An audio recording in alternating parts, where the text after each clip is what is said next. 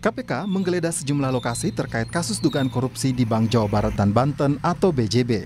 Salah satu tempat yang digeledah adalah rumah Gubernur Jawa Barat periode 2018-2023 Ridwan Kamil di Bandung. Saat ini KPK telah menetapkan 5 tersangka dalam kasus ini. Kelima tersangka merupakan pihak swasta dan penyelenggara negara. Ketua KPK Setio Budianto membenarkan modus korupsi Bank BJB terkait penggelembungan dana iklan. Benar nggak sih Pak modus dari kasus Bank BJB ini melalui iklan BJB pakai agensi terus kickback lagi ke... Ya diduga seperti itu. Markup gitu ya Pak selanjutnya? Ya diduga seperti itulah ya. Markup. Gitu. Mantan Gubernur Jawa Barat Ridwan Kamil membenarkan rumahnya digeledah oleh penyidik KPK. Lewat keterangan tertulis, Ridwan Kamil menyatakan kooperatif saat rumahnya di kawasan Gunung Kencana, Bandung didatangi oleh penyidik KPK Senin pekan ini. Namun, Ridwan Kamil tidak merinci maksud kedatangan penyidik KPK karena tidak ingin mendahuluinya. Ridwan Kamil seorang arsitek yang terjun ke dunia politik dan pernah menjabat sebagai wali kota Bandung dan terakhir sebagai Gubernur Jawa Barat. Ridwan Kamil melaporkan harta kekayaan akhir masa jabatan Gubernur Jawa Barat ke KPK pada 29 Februari 2024. Ridwan Kamil memiliki harta 22,7 miliar rupiah dengan aset berupa tanah dan bangunan 17 miliar rupiah lebih dan kas atau setara kas 5,9 miliar rupiah lebih. Namun Ridwan Kamil melaporkan utang senilai 3,3 miliar rupiah lebih. Pegiat anti korupsi Emerson Yunto menyebut wajar jika KPK menggeledah rumah Ridwan Kamil. Emerson menjelaskan BJB dimiliki oleh pemerintah Provinsi Jawa Barat yang gubernurnya dijabat oleh Ridwan Kamil saat itu.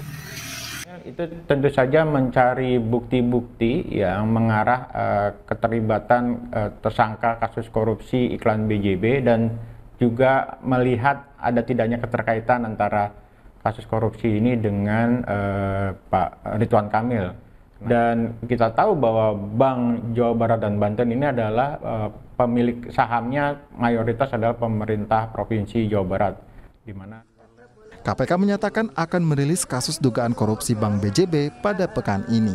Tim Liputan Kompas TV.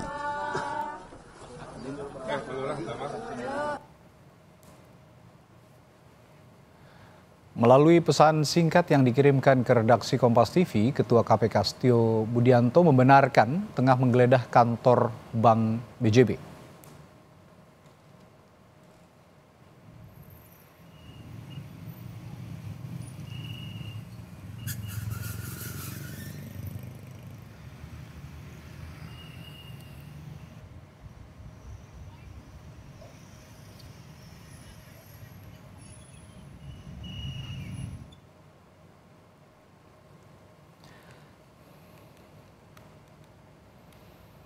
Lalu bagaimana korelasi kasus penggelembungan dana iklan di Bank Jawa Barat dan Banten atau BJB dengan mantan Gubernur Jawa Barat Ridwan Kamil?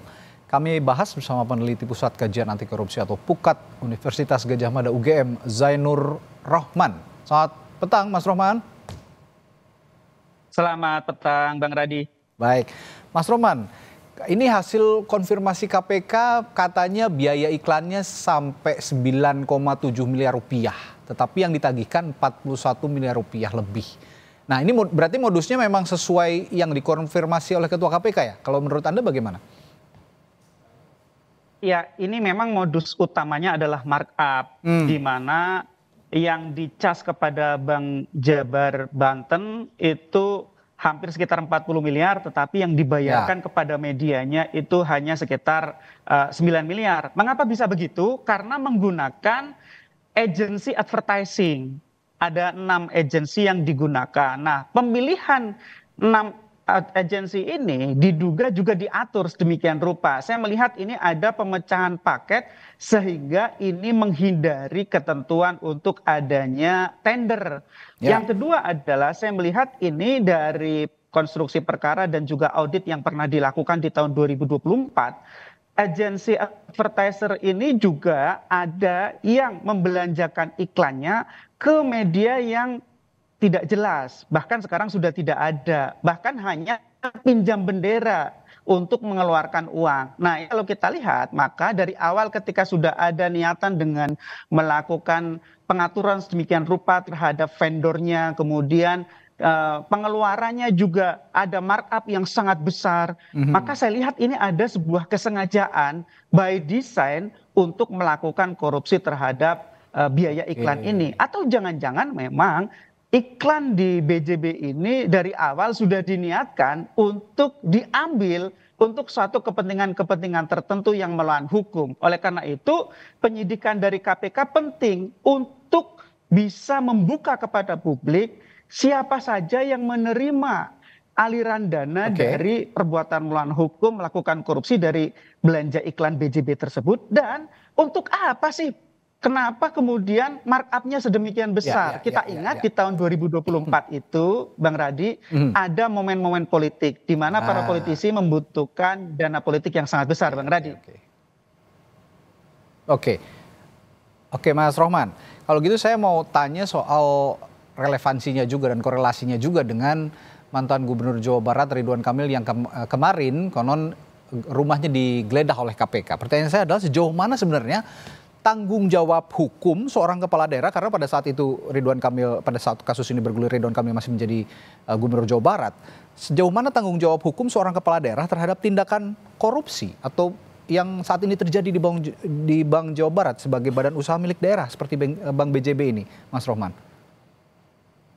Ya, BJB itu secara hukum adalah organisasi yang terpisah dari Pemprov Jabar. Tapi ingat bahwa Pemprov Jabar sebagai pemegang saham mayoritas dalam BJB tersebut. Sehingga gubernur memiliki kewenangan yang sangat besar di dalam pengangkatan maupun pemberhentian dewan direksi maupun dewan komisaris di PT Bank BJB. Kalau terkait dengan belanja iklan PT Bank BJB, gubernur tidak punya kewenangan apa-apa, tetapi terkait dengan menempatkan orang-orang kunci di PT Bank BJB itu adalah kewenangan gubernur. Sehingga yang harus didalami oleh KPK, apakah ada cawe-cawe peran serta dari Gubernur Jawa Barat waktu itu terkait dengan belanja iklan ini. Atau yang kedua, apakah hasil korupsi dari belanja iklan ini ada yang mengalir kepada penyelenggara negara di Pemprov Jabar waktu itu. Itu yang memang harus didalami oleh penyidik PK. Jadi kalau pertanggungjawaban hukum secara langsung saya pikir tidak ada. Tapi kemungkinan lain itu sangat besar, yaitu terkait dengan pengaruh, Bang Radi. Konon kemarin juga ada sejumlah dokumen yang disita dari rumah Ridwan Kamil saat penggeledahan dilakukan di Bandung. Menurut analisis Anda atau dugaan Anda, KPK mencari apa di rumahnya Ridwan Kamil? Ya, sesuai dengan KUHP, penggeledahan itu kan mencari alat bukti atau ingin menangkap tersangka. Nah, tentu terkait dengan penggeledahan yang dilakukan KPK di rumah Ridwan Kamil, itu adalah satu upaya untuk mencari alat-alat bukti. Apakah terdiri dari barang bukti, surat, barang bukti misalnya adalah alat elektronik, atau juga mungkin terkait dengan barang-barang, atau mungkin juga terkait dengan hal-hal yang punya hubungan dengan pengelolaan pemerintahan di Jawa Barat. Sehingga ini memang merupakan satu penggeledahan yang punya alasan, punya dasar. Kenapa? Karena bahkan keterangan KPK sendiri disampaikan bahwa penggeledahan di rumah Ridwan Kamil itu merupakan tindak lanjut atas keterangan seseorang saksi. Nah, ketika ada keterangan dari saksi, maka di cross check. Cara meng-cross checknya adalah mencari alat-alat bukti kebenaran informasi yang disampaikan oleh saksi tersebut. Nah, oleh karena itu, pasca penggeledahan menurut saya menjadi sebuah keharusan bagi penyidik KPK menindaklanjutinya dengan melakukan pemanggilan terhadap Ridwan Kamil sebagai seorang saksi. Ridwan Kamil perlu ditanya bagaimana tugasnya sebagai gubernur di dalam pengelolaan Bank BJB, kemudian apakah ada hal-hal yang terkait dengan apakah misalnya pemberian, apakah misalnya terkait dengan iklan yang kemudian terkait dengan orang-orang yang ada di sekitar Ridwan Kamil atau tidak gitu ya. Itu harus didalami. Yang kedua, tentu tidak sekadar mendalami melalui pemeriksaan sebagai saksi. Yang justru lebih penting adalah KPK perlu mendalami aliran dana dari hasil korupsi PT Bank BJB ini. Dengan cara apa? Follow the money, minta bantuan PPATK untuk tracing. Ya, baik. Yang saja itu uang lari semua, Bang Radi.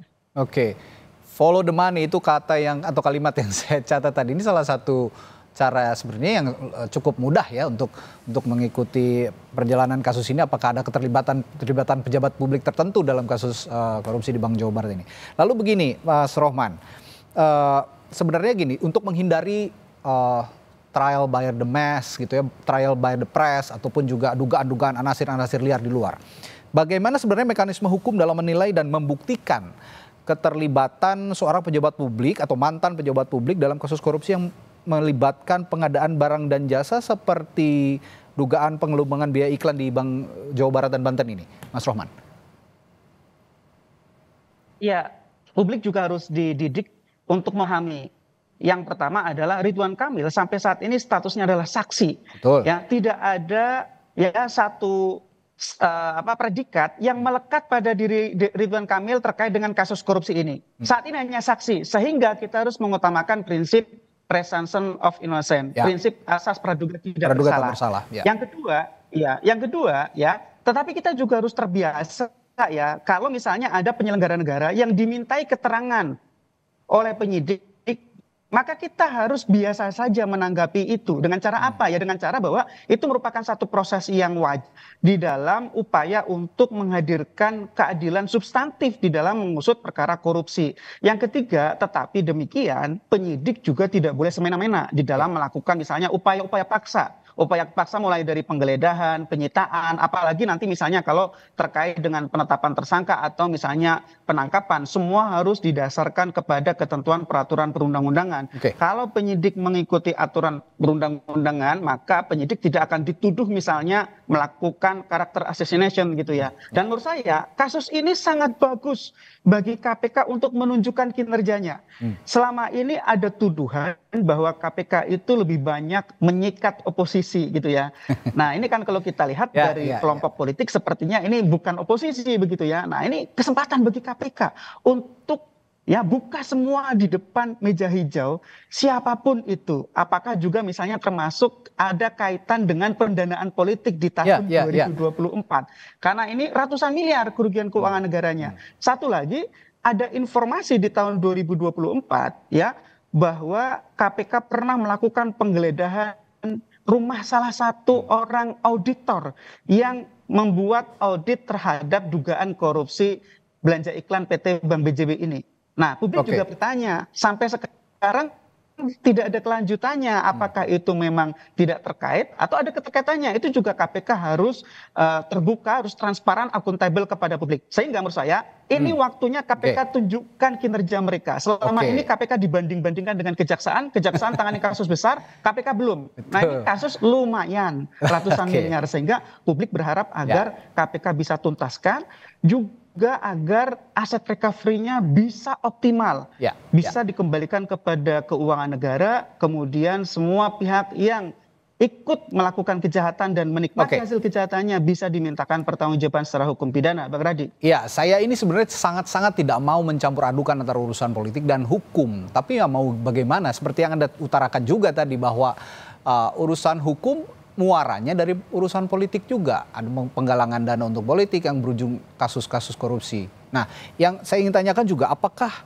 menurut Anda, ini saya bertanya dalam konteks jabatan politis, karena gubernur ini merupakan jabatan politis begitu. Menurut Anda, akankah ada perbedaan penanganan hukum antara kasus korupsi yang melibatkan pejabat aktif saat ini dan mantan pejabat seperti dalam kasus Ridwan Kamil? Karena ini tadi yang Anda tekankan juga pembuktian KPK lah, momennya sekarang begitu, Mas Rohman.